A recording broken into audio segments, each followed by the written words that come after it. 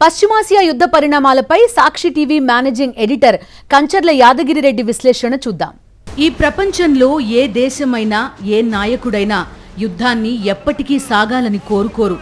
కానీ అమెరికా అధ్యక్షులు మాత్రం తాము ప్రారంభించిన సైనిక ఘర్షణలు ఎప్పటికీ ముగియనట్టు అనిపించేలా పదే పదే ఆ ఉచ్చులో చిక్కుకుపోతుంటారు. చివరకు తదుపరి అధ్యక్షుడు వచ్చి ఈ సైనిక ఖర్చు రాజకీయ నష్టం వద్దని భావించి ఏదో ఒక రకమైన విజయాన్ని ప్రకటించుకుని ఇళ్లకు వెళ్లే వరకు ఆ వినాశనం సాగుతూనే ఉంటుంది. ప్రస్తుత ఇరాన్ అమెరికా సంక్షోభం నేపథ్యంలో అమెరికా విదేశాంగ విధానం తీరు చూస్తుంటే అమెరికాకు అలవాటైన పాత దీర్ఘకాలిక యుద్ధాల వ్యసనం మరోసారి స్పష్టంగా కనిపిస్తోంది. ఇక్కడ ఒక ముఖ్యమైన వైరుధ్యాన్ని మనం గమనించాలి. డొనాల్డ్ ట్రంప్ తన ఎన్నికల ప్రచారంలో తాను కొత్త యుద్ధాలను ప్రారంభించడానికి కాదు, ముగించడానికి వచ్చానని, మిడిల్ ఈస్ట్ లో అమెరికాను ముంచేసే ఏ ముగింపు లేని యుద్ధంలో భాగస్వామిని కానని ఓటర్లకు గట్టిగా హామీ ఇచ్చారు. కానీ నేటి కథ పూర్తిగా భిన్నంగా ఉంది. ఇజ్రాయెల్ ప్రోద్బలంతో అమెరికా ఇరాన్లపై ప్రారంభించిన ఈ యుద్ధం ప్రస్తుతానికి ముగిసే సూచనలే కనిపించడం లేదు. కేవలం నెల రోజుల క్రితం ట్రంప్ ఎంతో ప్రతిష్టాత్మకంగా ప్రకటించిన అమెరికా ఇరాన్ అవగాహన ఒప్పందం ఇప్పుడు పూర్తిగా కాగితాలకే పరిమితమైంది. ప్రపంచంలోనే అత్యంత కీలకమైన చమురు రవాణా మార్గమైన స్ట్రెయిట్ ఆఫ్ హార్ముజ్ మళ్లీ మూతపడింది. ఇరుపక్షాలు విరామం లేకుండా క్షిపణులు, దాడులతో పరస్పరం కాల్పులు జరుపుకుంటున్నాయి. ఒకవైపు చర్చలు, మరోవైపు సైనిక దాడులు. ఈ రెండింటి మధ్య నలిగిపోతూ ఇరాన్ సంక్షోభం ఒక దీర్ఘకాలిక ఘర్షణగా మారిపోయింది.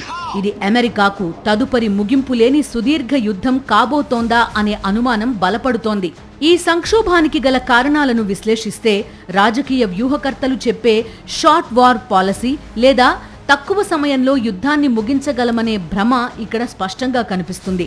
అపారమైన సైనిక శక్తి, అధునాతన ఆయుధాలు ఉన్న దేశాల అధినేతలు తాము యుద్ధంలోకి దిగితే శత్రువును అతి తక్కువ సమయంలో లొంగదీసుకోవచ్చని, దానివల్ల తమకు ఎలాంటి ప్రతికూల పరిణామాలు ఎదురు కావని ఒక అహంకారంతో బతుకుతుంటారు. అమెరికా అధ్యక్షుడు ట్రంప్ ఇరాన్ విషయంలోనూ, రష్యా అధ్యక్షుడు వ్లాదిమిర్ పుతిన్ యుక్రెయిన్ విషయంలోనూ ఇదే పొరపాటు చేశారు.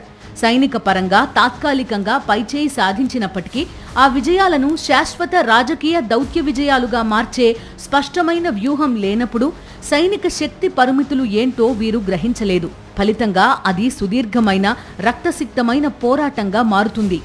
ఈ సైనిక అహంకారాన్ని, ఆయుధ ఉన్మాదాన్ని అమెరికా 34వ అధ్యక్షుడు, స్వయంగా సైనిక జనరల్ అయిన డ్వైట్ టి ఐజెన్హోవర్ 1961లో ముందే ఊహించి హెచ్చరించారు. ఆయన తన ప్రసిద్ధ పదవీ విరమణ ప్రసంగంలో మిలిటరీ ఇండస్ట్రియల్ కాంప్లెక్స్ గురించి చెప్తూ, ప్రభుత్వ యంత్రాంగంలో సైన్యం, ఆయుధాలు తయారు చేసే ప్రైవేట్ కంపెనీల కూటమి అనవసరంగా ప్రజలపై ప్రభావం చూపకుండా జాగ్రత్త పడాలని, ఈ వినాశనకరమైన శక్తి పెరిగిపోతే అది స్వేచ్ఛను, ప్రజాస్వామ్యాన్ని మింగేస్తుందని అన్నారు. తయారు చేసే ప్రతి తుపాకీ, ప్రయోగించే ప్రతి యుద్ధ నౌక అంతిమంగా ఆకలితో అలమటించే వారి నుంచి దొంగిలించినట్లేనని ఆయన నాడే స్పష్టం చేశారు. నేడు ఇరాన్తో అమెరికా కుదుర్చుకున్న శాంతి ఒప్పందం నెల రోజులు కూడా నిలబడకుండా విచ్ఛిన్నం కావడానికి వెనుక ఈ మిలిటరీ ఇండస్ట్రియల్ కాంప్లెక్స్ లాబీ, వారి ఆయుధ వ్యాపార ప్రయోజనాలు ఎంతగా పనిచేస్తున్నాయో మనకు అర్థమవుతోంది. చరిత్రను తిరగేస్తే అమెరికా చేసిన మొదటి గల్ఫ్ యుద్ధం ఎందుకు విజయవంతమైందంటే అప్పటి అధ్యక్షుడు జార్జ్ హెచ్డబ్ల్యూ బుష్కు కువైట్ నుంచి సదాం హుస్సేన్ను వెళ్లగొట్టాలి అనే ఒక పరిమిత రాజకీయ లక్ష్యం మాత్రమే ఉంది. ఆ లక్ష్యం నెరవేరగానే ఆయన వెనక్కి తగ్గారు. కానీ ఆ తర్వాత వచ్చిన ఆయన కుమారుడు జార్జ్ డబ్ల్యూ బుష్ రెండవ గల్ఫ్ యుద్ధంలో ఆ పాఠాన్ని పూర్తిగా మర్చిపోయారు.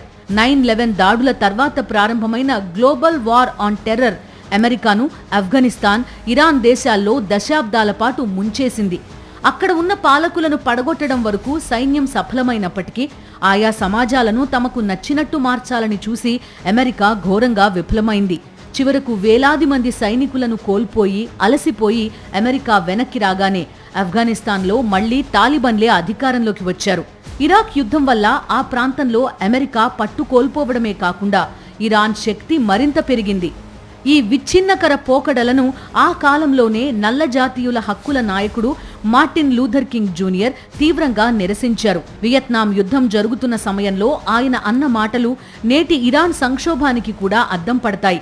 ప్రపంచంలో హింసను ప్రేరేపించడంలో అమెరికా ప్రభుత్వమే అన్నింటికంటే పెద్ద పాత్ర పోషిస్తోందని, దేశ అంతర్గత సంక్షేమానికి ఖర్చు చేయాల్సిన నిధులను విదేశాల్లో ప్రజలను చంపడానికి, నగరాలను ధ్వంసం చేయడానికి తగలేస్తోందని ఆయన ఆవేదన వ్యక్తం చేశారు. ఒక దేశం నైతికంగా పతనమైనప్పుడే మానవ వనరుల కంటే సైనిక శక్తికి ఎక్కువ ప్రాధాన్యత ఇస్తుందని ఆయన హెచ్చరించారు. జార్జ్ బుష్ చేసిన తప్పుల వల్ల ఇరాక్, ఆఫ్ఘనిస్తాన్ సర్వనాశనమయ్యాయి. ఇప్పుడు ట్రంప్ కూడా ఇరాన్ విషయంలో అదే తప్పు పునరావృతం చేస్తూ ముగింపు లేని వ్యూహంతో యుద్ధాన్ని కొనసాగిస్తూ మరింత నష్టం చేస్తున్నారు. అయితే అమెరికా, ఇరాన్ మధ్య ఉన్న ఈ వైరం ఈనాటిది కాదు. 1979లో ఇరాన్ షా పతనం, 60 మందికి పైగా అమెరికన్లను బందీలుగా తీసుకున్నప్పటి నుంచి గత 47 ఏళ్లుగా సాగుతున్న సుదీర్ఘ పోరాటాన్ని ముగించడానికే తాను యుద్ధానికి దిగానని ట్రంప్ ఒక వాదనను తెరపైకి తెస్తుంటారు.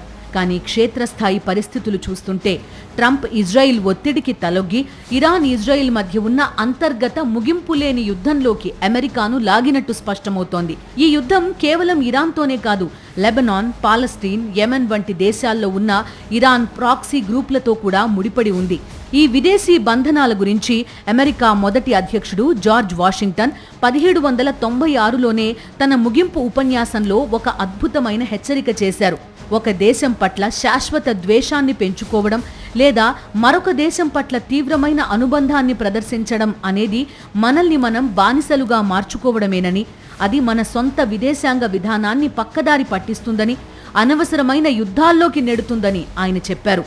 నేడు ఇజ్రాయెల్ పట్ల ఉన్న తీవ్ర అనుబంధం, ఇరాన్ పట్ల ఉన్న శాశ్వత ద్వేషం వల్లనే అమెరికా తన సొంత జాతీయ ప్రయోజనాలను పక్కన పెట్టి మిడిల్ ఈస్ట్ సంక్షోభంలో చిక్కుకుపోయిందని వాషింగ్టన్ మాటల ద్వారా తెలుస్తోంది. గతంలో జరిగిన వియత్నాం, ఇరాక్, ఆఫ్ఘనిస్తాన్ యుద్ధాల్లో అమెరికా తన వేలాది మంది సైనికులను నేరుగా రంగంలోకి దించింది. ఇరాన్ విషయంలో అలా జరగడం లేదు. ఇది ఎక్కువగా వైమానిక, నౌకాదళ దాడులు, డ్రోన్లకే పరిమితమైంది. అయినప్పటికీ ఈ యుద్ధం పాత యుద్ధాల కంటే అత్యంత ప్రమాదకరమైనదిగా మారబోతోంది. ఎందుకంటే ఇరాన్ సంక్షోభం నేరుగా అమెరికా, ప్రపంచ ఆర్థిక వ్యవస్థను దెబ్బతీయగలదు. స్ట్రెయిట్ ఆఫ్ హార్ముజ్ పై ఇరాన్ పట్టు సాధించడం వల్లే ప్రపంచ చమురు సరఫరా ఆగిపోయే ప్రమాదం ఉంది. ఈ ఆర్థికపరమైన ఆయుధాన్ని ఇరాన్ గట్టిగా వాడుతోంది. అందుకే అమెరికా భయపడి కాల్పుల విరమణ ఒప్పందానికి ఒప్పుకుంది. కానీ ఆ ఒప్పందం కూడా నిలబడలేదు. అమెరికా ప్రజాస్వామ్యం పేరుతో ఇతర దేశాల్లో చేసుకునే జోక్యం నిజానికి ప్రజాస్వామ్యం కాదు. ఆయా ప్రాంతాల వనరులను, చమురు మార్గాలను తమ అదుపులో ఉంచుకోవడానికి చేసే ఆర్థిక సామ్రాజ్యవాద చర్య మాత్రమే. ఇరు పక్షాలు కనీస నియమాలతో కూడిన ఒక తాత్కాలిక ఒప్పందాన్ని కూడా గౌరవించలేనప్పుడు ఇక భవిష్యత్తులో ఇరాన్ అణు కార్యక్రమం లాంటి సంక్లిష్టమైన సమస్యలను చర్చల ద్వారా ఎలా పరిష్కరించగలవు? ఈ వైఫల్యం అమెరికా, ఇరాన్ మధ్య అప్పుడప్పుడు జరిగే చిన్న చిన్న ఘర్షణలను కాస్త శాశ్వత ముగింపు లేని ఒక మహాయుద్ధంగా మార్చే ప్రమాదం ఉందని హెచ్చరించక తప్పదు. అమెరికా 6వ అధ్యక్షుడు జాన్ క్విన్సీ ఆడమ్స్ 1821లో చెప్పినట్టు అమెరికా నాశనం చేయడానికి రాక్షసులను వెతుక్కుంటూ విదేశాలకు వెళ్లకూడదు. ఒకవేళ ఆ రాక్షసులను వెతికే క్రమంలో తానే ఒక రాక్షసిగా మారితే ప్రపంచ శాంతితో పాటు అమెరికా నైతిక ఉనికి కూడా సమాధి అవుతుంది. ఈ పరిణామాలు ఆధునిక రాజకీయ నేతలకు కనువిప్పు కావాలి. లేదంటే ప్రపంచం మరో సుదీర్ఘ వినాశనానికి సాక్షిగా నిలవాల్సి వస్తుంది. మరిన్ని అప్డేట్స్ కోసం ఛానల్ ను సబ్స్క్రైబ్ చేయండి. నోటిఫికేషన్స్ కోసం బెల్ ఐకాన్ పై క్లిక్ చేయండి.